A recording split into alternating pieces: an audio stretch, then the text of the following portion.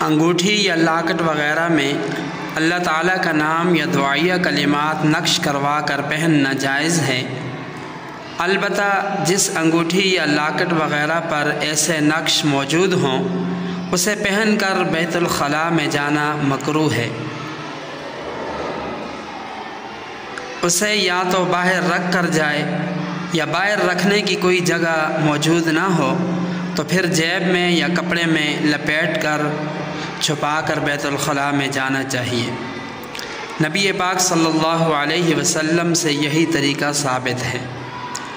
یہ بات یاد رہے کہ نبی پاک صلی اللہ علیہ وسلم کے عمل سے ایک انگوٹھی پہننا ثابت ہے، اس سے زیادہ ثابت نہیں، لہٰذا مرد کے لیے 4.5 ماشہ چاندی کی مقدار کے اندر انگوٹھی پہننا جائز ہے، اس سے زیادہ کی اجازت نہیں ہے، اور ایک سے زیادہ انگوٹھیاں پہننا یہ مردانہ وقار کے بھی خلاف ہے، بلکہ فقہاء نے عام شخص کے لیے انگوٹھی نہ پہننے کو اولا لکھا ہے،